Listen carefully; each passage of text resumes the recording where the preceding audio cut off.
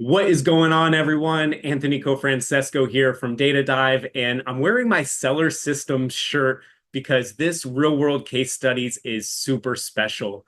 I met Arnav Gupta last year, almost exactly the same time at Alibaba's Co-Create event in Las Vegas. And when Arnav came up to the booth, he told me that he was working on launching a new product, one of his very first products that he ever launched on Amazon. So this real world case studies is a rare treat to see exactly how the product is performing almost 10 months later. Now, this product has done extremely well, and Arnav is one of the category leaders for this niche. But the journey to success was not all sunshines and rainbows. We are going to be diving deep into the problems and challenges that Arnav faced over the 10 months of launching this product and how he overcame them. This is a super motivational story, not only because Arnav is still a full-time college student and managed to launch this brand while being in college, but it's also really about perseverance and hustle. You're going to want to check this one out. Watch through to the end. And if you want to skip around, you can click on the section dividers down below. We break all of our real world case studies down into 3 sections. Problem, where we go through the overall situation that the seller is going through. Solutions, talk about how they overcame these problems. And we wrap up with impact and future analysis of the business. Thanks so much for joining us in Real World Case Studies number 4, and enjoy this special session with Arnav Gupta. Let's do it. I'm so stoked about Arnav. This is, I think, a really good example of we have our coaching community, inner circle, and just a good network of people. Not just the training content in there, but I think a lot of the growth that Arnav has seen has been just asking a lot of questions and putting in the work. Now, I'm going to start doing this in the future office hours of kind of showing where the business is now, and then we'll get back into a more detailed analysis at the end. Obviously, this isn't the full picture, but what I really like about this case study is it really shows the whole journey from product ideation all the way through launch, relaunch, and optimization. So if you're just looking at the end, it looks like a really great picture. Last month revenue, $45,000. The current month around like $60,000 to $70,000, and next month looking to be something around $80,000. And this is with 18% profit margins. But what I want to emphasize is it was not always like this from the beginning. So if you're looking just here at the overview in the MKL tab, this niche is huge potential, right? You can see the total revenue about $400,000 a month. That's obviously an estimation, but also a pretty competitive niche, at least now. A lot of very strong sellers, a lot of established sellers, but a pretty good distribution of keywords to go after and some seasonality of the product around Q3. Now, despite how much potential there is in this market, you might look at that one way, and I'm going to show you the product scorecard in a minute, and you might say, hey, this is a super easy win. But the reality is this was Arnav's very first product launch. There was no listing. There was no content, no PPC. He runs out of stock, no content, no PPC, ran out of stock, had the wrong size product, was put into the wrong size category, and just a long road overall to profitability. What I want to emphasize here is most sellers, and I talk to sellers all the time, all around the world, most sellers would have given up. This is probably the longest rank radar I've ever seen in terms of tracking and screenshots. But most sellers would have given up here. You can see we've got some red, or here we've got some more red. We've got a big chunk of red here, and never realized that they could actually make it all the way to here on the left-hand side. And you're going to see this looks like a really positive picture because we're seeing a lot of green. This is obviously tracking organic ranks inside of Rank Radar. So I wanted to share this graphic here. I'm sure many of you have seen it before, but it's like 2 people, they're going and searching for diamonds. You got this guy here, he's really hungry, he's digging through the wall. But then you got this guy here who's he gets so close to getting the diamonds and he gives up. So it's saying you never know how close you are, never give up on your dreams. I think this is a really good example in this case study. So this is getting back into the earlier workflow on product validation. And Arnav used a handful of other tools and some of his own methods to validate this product initially. But when I met him at Co-Create in Vegas last year for Alibaba's event, I was like, hey, could you just go through and run the product scorecard? I'm curious how good of a gauge this is. And we were always getting the question of like, what's a good score on the scorecard? What's a bad score on the scorecard? So just for a little bit of reference here, this had a pretty high positive score. Certainly, it's not the highest we've ever seen. It's not the lowest risk product we've ever seen. But I think at that time, Arnav was able to identify this product and jump in before the market got overly saturated, overly competitive. So you can see here a score of a positive 650. And what I like a lot is that in the competitiveness section, this is typically where we're losing a lot of points. This actually, usually this will go very, very negative. This was a positive 50. So that's often a good sign. So how could a score with a product with this high of a score on the scorecard not be a guaranteed win? And the reality is, as anyone who's been selling for a while knows, there are a lot of different levers that are involved with selling on Amazon. And we're going to go through some of those right now, some of the problems. So problem number one is developing a product. We talked about this in last week's office hours. What features and attributes should be included in the product that's going to allow you to beat the competition? We also had a problem with optimizing logistics. How can the logistics and fulfillment strategy be optimized to lower costs and FBA fees? You're going to see here, this is a screenshot email from Amazon of Arnav's product being 0.06 inches too wide, which was putting him in the large standard size. Obviously, that's going to mean higher fulfillment fees. And so, like, how can this product be reduced from the large standard size to lower fulfillment fees and increase margin? So we're going to talk a little bit about that. At some point early on, Arnav did not order enough units of inventory and ran out of stock. This is going to tank your organic ranks. It's going to really impact your ability to grow. So we're going to talk a little bit about what was done to revive the brand after running out of stock. We had the problem of having to create new content. So what images, main image, secondary images, A+ content are going to maximize clicks and conversions. We had to create brand new PPC campaigns. What's the ideal PPC strategy for launch and beyond? And yeah, that's the problem. So let's jump now into the solution. And I broke this down into, I think, 6 parts here. We have product development, sourcing, logistics, SEO, content, and PPC. So I'm just going to read the bullet points here, Arnav, but if you want to expand here, my takeaway when I talked to Arnav here is that he went really deep on sourcing. Most people will contact like a couple of suppliers, maybe they seriously work with 1 or 2, and their process for actually sourcing the product is not where they spend a lot of time. Arnav kind of flipped this on the head, went really deep here, worked with 8 different suppliers, contacted many more, ordered a bunch of samples, which I want you to talk about, because from what I understand, you went through a few different iterations and now feels confident that the product he has is absolutely hands down the highest quality product of anyone in the niche. Did I miss anything there, Arnav? Anything else to add on to what your process was for finding your sourcing leads and working with those, getting to a high quality product? Yeah, I mean, that sounds about right. What I really did was just shotgun. So I messaged like probably 100 to 200 suppliers, and I just sent the same message to them. And then whoever messaged me back, I would work with them. And then some of them would give me quotes. And then based on those quotes, I'd use those quotes against everyone. And then I learned like a lot about the product. Like you learn all the specifications and things like that and how to talk about the product with the suppliers. Because you can get like great, like if, for example, if my product, let's say it's wood, like the grade of wood really matters in the price. And then that also matters. So you have to find the balance. And then I almost went with one supplier, and then another one was like, wait, I'll send you free samples and it's going to be the best.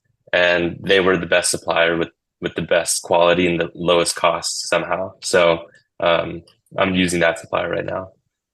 So how did you ultimately decide on the supplier? Was it that they were just really hustling to get your business and they seemed reputable? Like, can you walk us through how did you decide between the 8 suppliers you ordered samples with?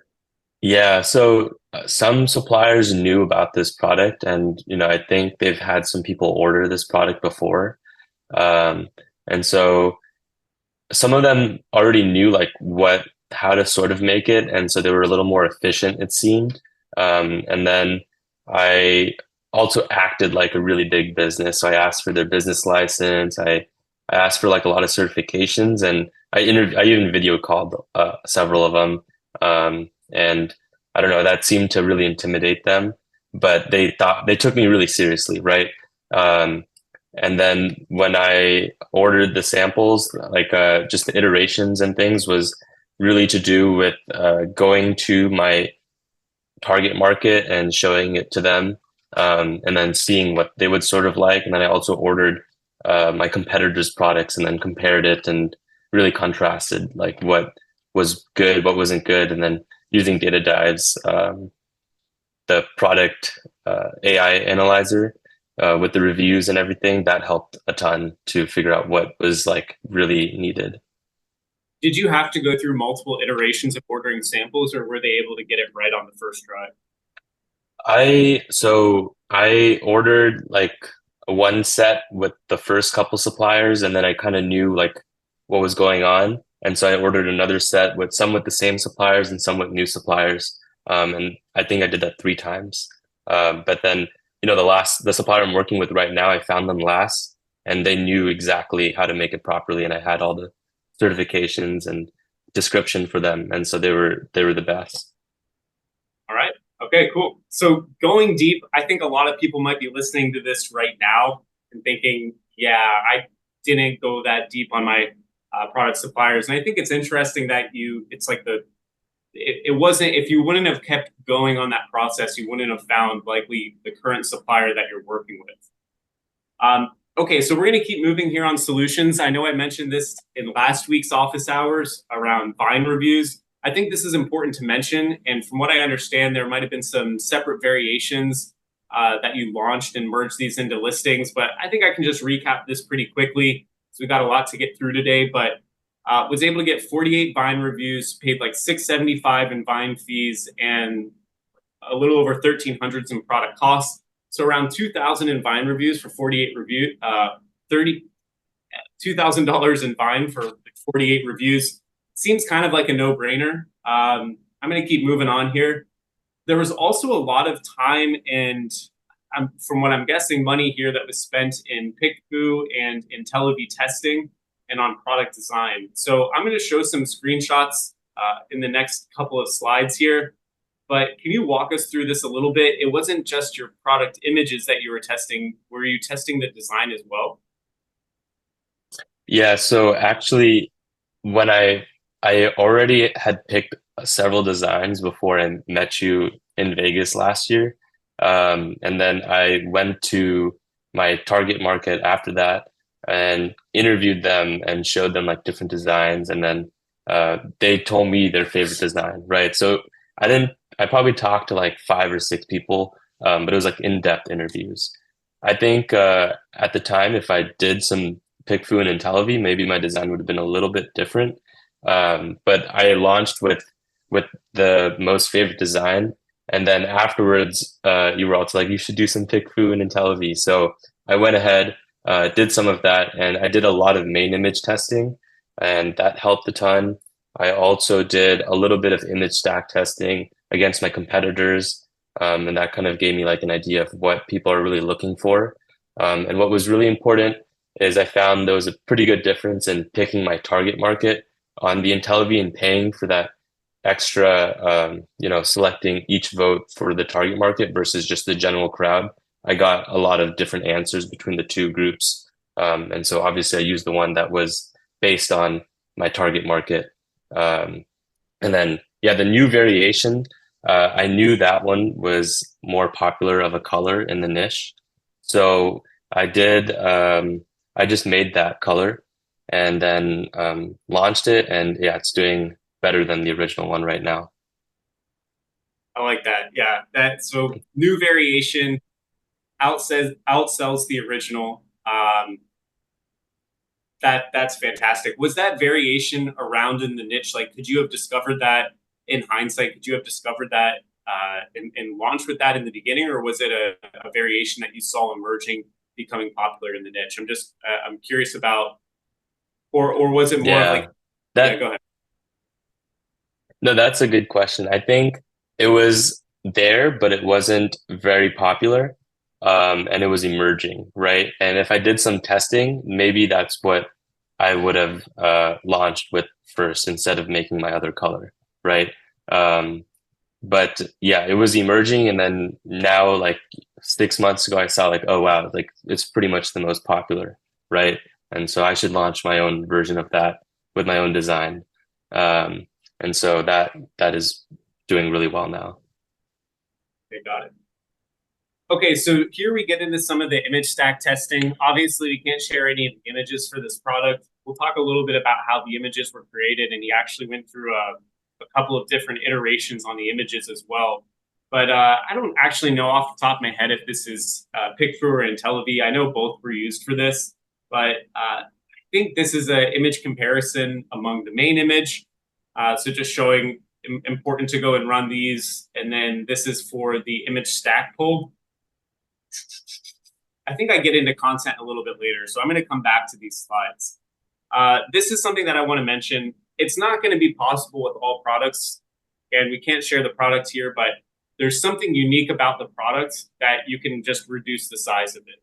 So, if you can't go, like if you're selling a water bottle and you're like, man, I can't just go and cut off an inch from my product easily without changing a mold or something like that, don't feel too bad.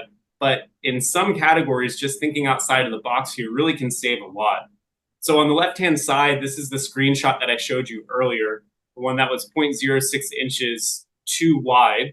And so the product was placed into a large standard size. On the right-hand side, you can see reducing the product by a little bit and actually getting it down into the small standard size.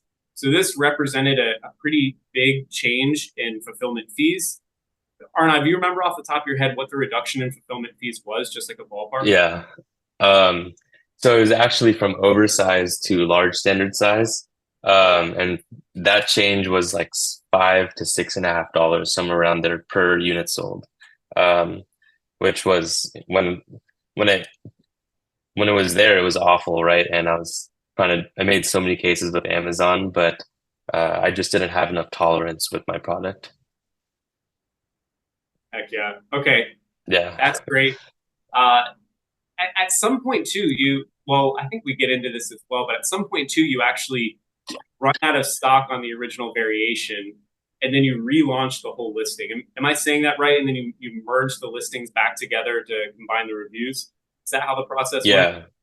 Yeah. So that really large rank radar, where you see a lot of red for a while, was when I was basically out of stock, and Amazon lost almost a third of my inventory for 2 or 3 months. And so that's why it's not full red. It's like there's some yellow because some was selling for a little bit. But basically, I made a new ASIN, relaunched it, put it into Vine again, and then merged it for the reviews. And that helped a lot because now it had the honeymoon and reviews. Okay. Wow. And then merge the listings back together. You didn't lose all the reviews. Pretty solid. Yeah. Was it? Yeah. Did you relaunch with this new product, or was this somewhere along that? Was this earlier on? With the new size.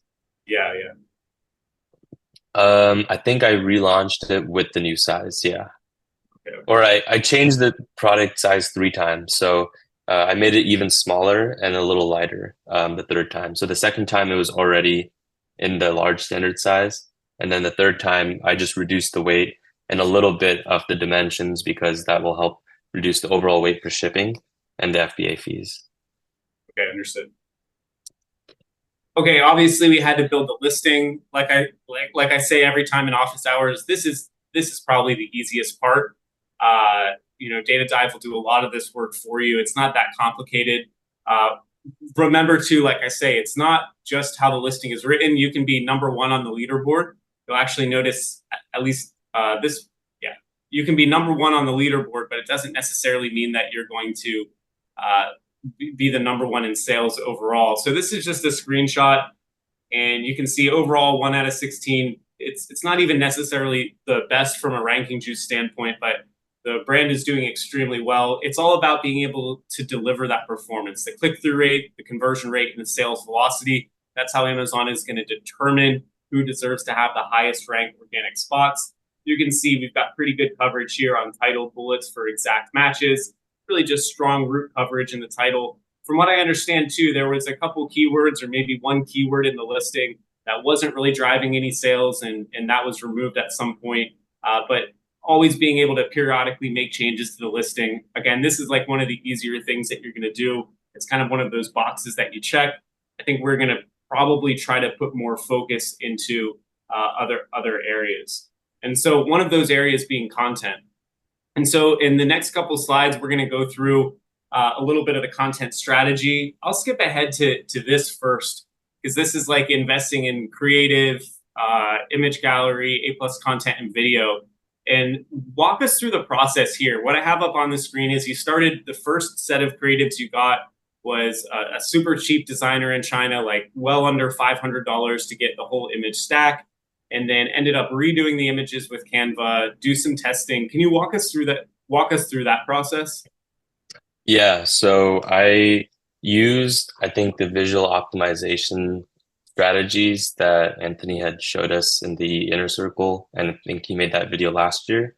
So I followed exactly that and learned a lot about what images were the most important, what converted, and what people wanted. And then I took my images from my photographer and put all of that into Canva and started to make all of the images, and then asked people, like I asked a lot of people like the 5-second image test. So I asked them, what do you think the purpose of this image is? And then once they got it, I knew that these images were crystal clean. And then I decided to start putting them up. And I realized the order was really important too. So I could see noticeable changes in the conversion rates. And so if like image 2 was in 3, then you can see different things for that. So I basically played with the order, then did a lot of IntelliV testing, did a lot of different things for the entire niche. So that was really helpful. And now the images are converting above the market average. And this is a visualization. Again, the images are blurred out in this, but this is a test inside of Manager Experiments. And this, I didn't even realize up until I talked to Arnav, because I haven't been inside of an account in almost a year now.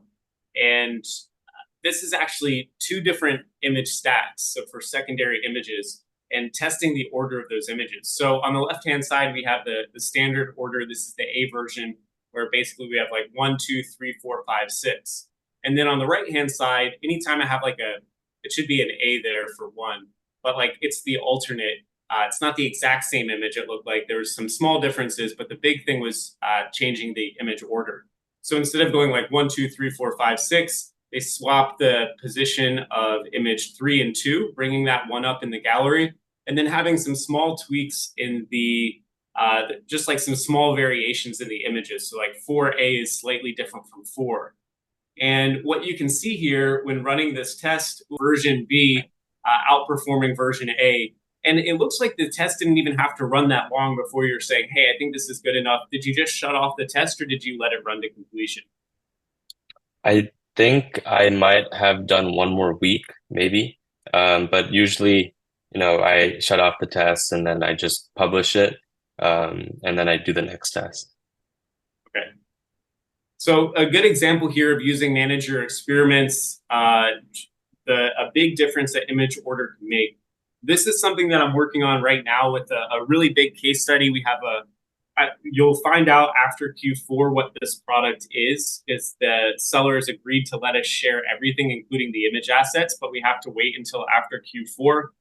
And it's a really good example. The seller is basically #1 ranked for everything, dominating the niche, but their images are just awful. And so we worked with an agency called Share It Studio for months on making new main images, new secondary images, new A+ content, video, PPC video, and basically going 0 to 1 with new images. But what we're doing from now until the end of the year is running Manager Experiments, 1 Manager Experiment every month unless we're able to get a conclusive result earlier, then we'll kind of like double up and try to do like probably at max 2 in a month and let the test run for 2 weeks before stopping them. But this is where we've already seen, and this brand is doing like $400,000 a year, $400,000 a month rather. And so we've already seen it's like somewhere between like a 3 to 5% increase in conversion rate, whether that's looking at unit session percentage or looking at the PPC conversion rate. But what we think is we're going to be able to tick off like an extra 1% every month through the end of the year. And a lot of that's going to come down to testing things like image order, testing A+ content in the order of different modules there, and then as well main image testing, which we've already done 1 month, and we're getting close on those results. So I always say this, I've been saying this for years, if you're not testing using manager experiments, if you're not running at least one test at a time, then you're missing out, right? Because if your competitors are going and doing this, it's going to be like little gains, little marginal gains over time that really do add up. So we talked a little bit about this. In last week's office hours, we went a little bit more into detail on this. I'm just going to reiterate this really quick. There is a full masterclass inside of Seller Systems around visual optimization. We're going to be updating that probably in the next month. We got to put a little bit more work into that. But basically how it shakes out is for your main images, you really want to be testing something along this main image matrix. Just try different variations, and if you can, do some PickFu and TeleV testing beforehand and see what's going to work. It's not going to necessarily tell you what the answer is. In Arnav's case, it seemed like actually some of the times that what PickFu and TeleV would say was the opposite of what actually performed in the real world. But you can still get some interesting feedback there. You can still get ideas for iterations. The important thing is that you're trying something new and you're regularly running tests. And then for the secondary images, like somewhere along this matrix, you're going to find that people in your niche are doing the same thing over and over again. So you can already get a lot of idea of what's working. Your job is to say, how can I go and create images that are easier to understand, faster to comprehend, but also visually impressive. And so going through your niche and making a shot list of, okay, here is the frequency and type of all the images in the gallery, and then making yourself a shot list, going and building a mood board, and then going and saying, how can I go and create images that look better and are easier to understand than this? So we're not going to be able to get too much into the PPC on this. I think this is another really important lesson. I think I mentioned it here with Drew Hart. This, I think, is a really good example of, in the business, we have all of these different things to do. And some of those things you're going to enjoy doing. Some of those things you're not going to enjoy doing. Some of those things you're going to say, you know what, I'm really not the best at this, so let me hand this off to someone else. And in some situations, it's going to make sense to just pay an agency, someone who really understands this area of the business, so that you don't have to focus on this and you can focus on other areas of the business. So Drew Hart, I'm going to butcher the name of this agency, Vinculum. He was a speaker at Camp Ecom. I've known him for quite a while. And this guy is really top notch. From what I understand, he doesn't even charge that much in terms of a monthly fee. I don't have too much more detail here on the PPC strategy, but whatever he's doing does seem to be working. You can see this is the ad funnel, a really good and healthy breakdown of impressions to clicks to units sold, looking at like a 13% tacos on the listing. And this is our PPC audit. It's going to be live for all users very soon. If you see this in your reports, it'll be right above reports, rather, right below reports. Go and check it out. Go run it. It gives some pretty interesting insights about like where you can improve. It's even giving you some ideas of insights and recommendations. Now, I think the performance of this account is already pretty strong, so it doesn't really have too much in terms of new insights and recommendations, but definitely something to check out, and it's going to improve in the future. Is there anything else to add on here? Experience working with Drew? Did you go and investigate other agencies first? What are your overall thoughts on the PPC side of the business? Yeah, so PPC was not my strong forte. And I talked to several agencies. Obviously, price was something important. but the most important was, someone that could do it better than me and more effective. So when I talked to Drew, I met him at Camp Ecom, and he seemed like a great guy, and I really liked his strategy and his classes that he had in Inner Circle as well. And their team has been really helpful. They're pretty responsive and open to new ideas. So I'm about to actually work with another agency. I think it's called like Prophecy, and they do like automated pricing and things like that. So uh, Drew and Chad, who runs Prophecy, they're working together to have those two things work side by side. So I'm pretty excited to see those two really going together and how that impacts my listing. Heck yeah, I've heard a lot of really good things about Prophecy. In terms of the price testing tools out there, from what I understand, it's one of the more advanced, if not the most advanced, from a automation and algorithm standpoint. So I'm excited to see how that works out for you. I've seen some really good case studies. For those of you who don't know, the thought behind Prophecy is you're not just going to go and look at your niche and say, well, everyone's selling for this price point. Let me just come in a little bit lower to be competitive.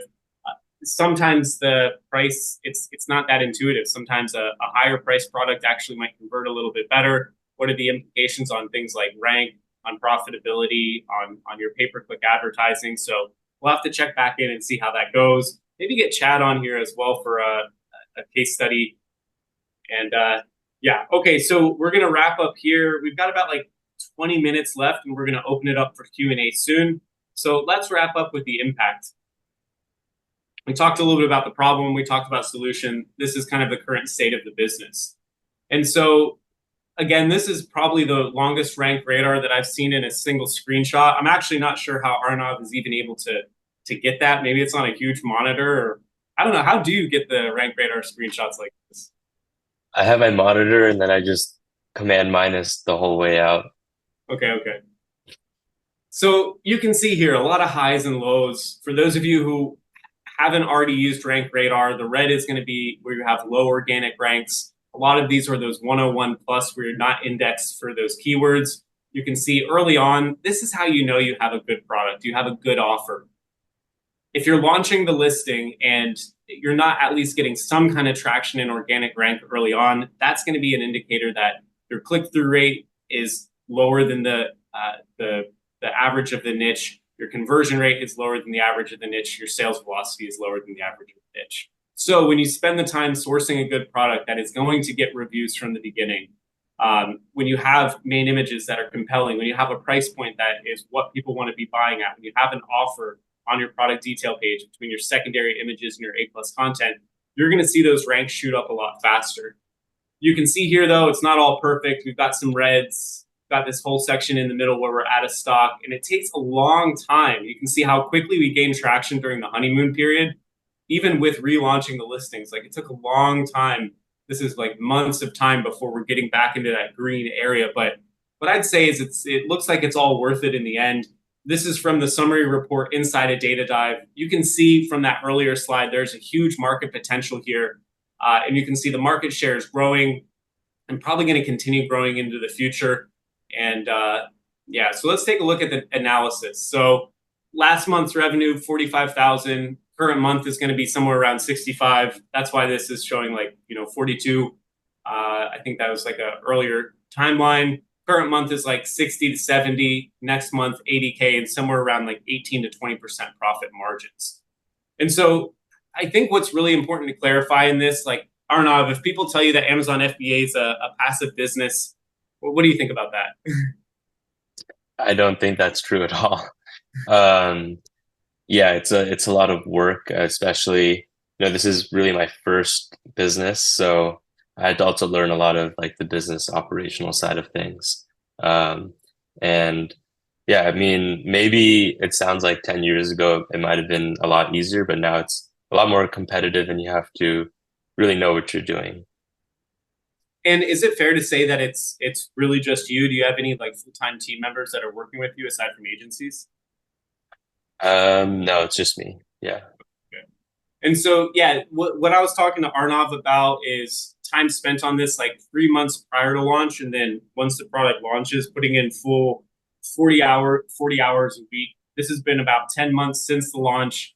Initial investment is like $7,500 in inventory, $2,500 in shipping, $1,000 on trademark. I think there were some extra tips here for the group when you started. Can you talk about starting with the brand accelerator program and then going to an alternate option to save a little bit of money the second time? Yeah, so I remember I launched and then I talked to someone else and they're like, you need to have a brand registry. Like for Amazon, it's almost like a no-brainer. So then I quickly was like, okay, I guess I used the Amazon Brand Accelerator program, which was almost $1,000. And then when I was launching my second brand, I saw that there's other options and that you don't need the accelerator to get brand registry. So I just used Trademark Engine, and I had someone else do a trademark search to make sure everything was good before I file it. And Trademark Engine is like 20% of $1,000 basically. Like it was not that much, and I would recommend just you don't need to use the brand accelerator because they were slower than Trademark Engine too, which was interesting. So I would recommend just getting someone to do a trademark search if you don't know how to do that yourself, and then just filing it with yourself on Trademark Engine. It's pretty easy. Very sweet. And then from what I understand, the brand's already profitable. This happened a little bit earlier on. Estimated revenue for this year is going to be something around like 500,000 with about 20% of that profit, like $100,000 of cash in the pocket, including all investments. So in terms of like for a first launch, I'd say typically it doesn't always happen this way. I think it's probably because a lot of people don't go nearly as deep. They don't hustle as hard as you do. They don't put in as much time. I know I talked about this in the office hours for speed round launch. I show a graphic where it's like, okay, imagine you have this checklist of 10 different things that you could do in the business. And if you go in, let's say you have competitor A and competitor B, and competitor A like does 50% effort on all 10 of these things. So their average effort is like 50%. And then you have seller B who has like 110% effort on all of these. I mean, it's not rocket science. Who's going to win? And so the cool thing about Amazon is that it really is an inputs. Like input is what you're going to get for the output. If you mess around and don't take certain areas of the business, it can absolutely mess you up. But if you are able to correct quickly and keep pushing forward, almost anything is recoverable in the end. It's just a question of, is it going to be worth your time to get there? So I'm super stoked that this launch went so well for you. And for anyone else out there who's listening, then I hope this office hours is a little bit of motivation and inspiration to keep pushing. And whenever you can, put in the extra time, put in the extra effort, and the business will thank you in the end. So we're going to wrap up here. If you have questions, please start dropping them in the chat. We have about like 15 minutes left. I'll hang around a little bit longer. The questions can be related to this case study, or they can be related to anything pertaining to Data Dive. A couple of quick announcements. Next week, we're going to be in Vegas for Co-Create. If you use this code, you're going to get, I think it's like $200, and you get the conference pass and your hotel room. I think Paris is all booked out, so they're putting people at Horseshoe now, which is, I think it's still a fine hotel. That was a good event. That's where I met Arnav last year. It's not a standard, typical industry event where it's just about private label Amazon. There's also a whole trade show where you can go and speak to suppliers.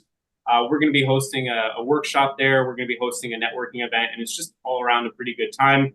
Alibaba puts a ton of money into this event, so it's very highly produced.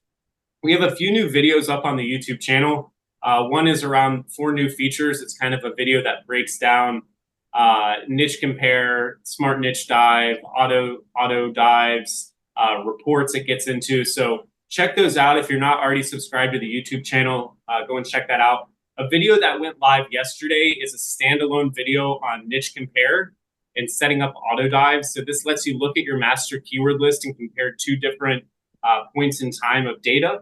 So you can see like how search volumes have changed, how your organic ranks have changed. You can go find that on the YouTube channel. It's the newest video. Later today, we're going to put out an updated video on how to connect your PPC account to Data Dive. So go and check that out. And then I always put this up at the end. If you're not already using Data Dive, we can get you a 1-month starter trial and a 30-minute onboarding where we'll get all of your rank radar, your rank tracking set up. And we mentioned Inner Circle a lot here. Dimitro from last week's office hours session is a student. Arnav is a student. It's a really good community. We've got more than 1,000 members. 300 plus are doing more than $1 million a year on Amazon. And even if some of the educational content is outdated, we're working on updating it. We've been having 2 master classes every month. I think the real value is in the community. So Arnav, I'm not trying to make this a pitch for Inner Circle, but like, is it fair to say that a lot of the growth that you had in the business came down to getting help from other members? Yeah, absolutely. And growth from other members and referrals and talking to people is great. And also all the classes are very helpful.